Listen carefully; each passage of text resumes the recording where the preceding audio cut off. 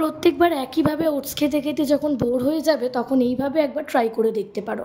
সবার প্রথমে মিক্সিং জারে ওটস নিয়ে সেটাকে গ্রাইন্ড করে নিতে হবে। তারপরেই এখানে একটা বোলের মধ্যে ওটস নিয়ে দুধ দিয়ে মিশিয়ে চাপা দিয়ে কিছুক্ষণের জন্য রেখে দিতে হবে। তারপরে সবজি কেটে নিয়েছি, টমেটো, পেঁয়াজ গ্রেট করে নিয়েছি, গাজর, বিনস, ক্যাপসিকাম, কাঁচা লঙ্কা। তারপরে ঢাকনা উঠিয়ে দেখবো ওটসটা দুধটাকে অনেকটা সোক করে নিয়েছে। তারপরে কেটে রাখা ভেজিটেবলসগুলো আমি এর মধ্যে অ্যাড করব। আর তার সাথে দিয়ে নেব দুটো ডিম। পরিমাণ অনুযায়ী ডিমটা তোমরা এখানে বাড়াতে কমাতে পারো। আমার এখানে দুটোই মনে হয়েছে তাই আমি দুটোই দিয়েছি। অ্যাড করব সামান্য একটু নুন।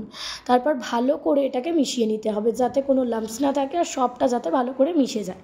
ভালো করে মিশে যাওয়ার পরে এর মধ্যে আমি অ্যাড করেছি সামান্য একটু ধনেপাতা। এটা সম্পূর্ণ অপশনাল।